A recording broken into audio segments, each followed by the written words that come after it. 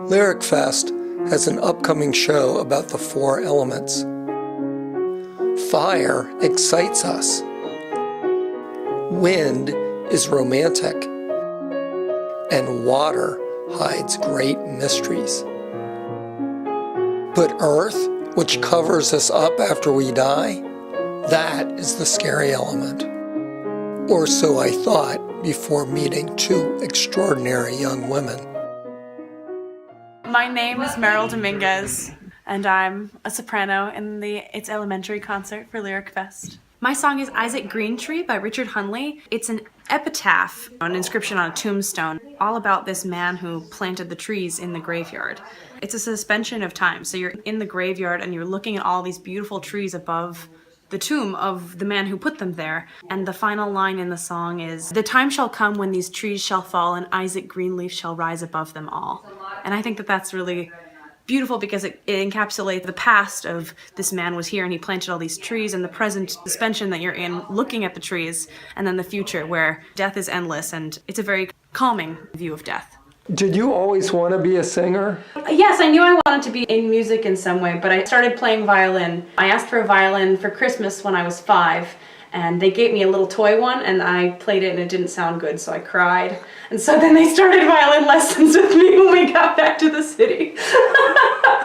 But yes, I was always in choir growing up, and it just developed from there. You know, you have a love for something, and you know, I didn't end up being Christina Aguilera, but I still love what I do, so. Before we hear Meryl and pianist Laura Ward rehearse their song about a graveyard gardener, let's go visit Philadelphia's beautiful Woodlands Cemetery. Okay, let's go look at some tombstones. We soon met up with a young friend of Laura's. My name is Rive Cadwalader, a junior at Penn, and I spent a few years working part-time at the Woodland Cemetery. In the 19th century, a big part of the way that people dealt with death was in taking really good care of the cemeteries where their loved ones were buried. And a part of that was creating a landscape around a grave.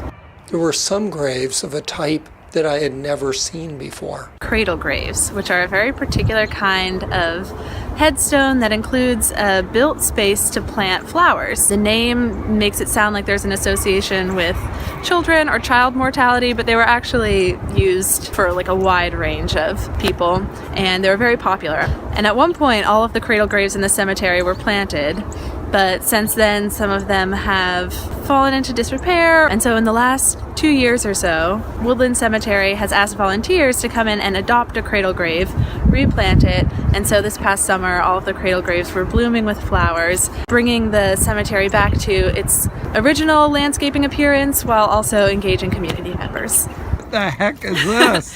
This tree is called Zelkova crenata, and it's a really old tree. This one is about 100 years old, but it sprouted up out of the roots of a tree that was initially planted by William Hamilton, who first owned this house and developed the property as a garden.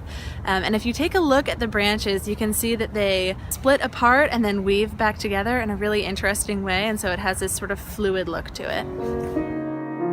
Would you want to be buried?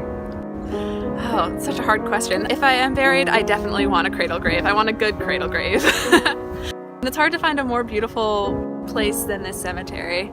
A piece of nature right in the middle of Philadelphia.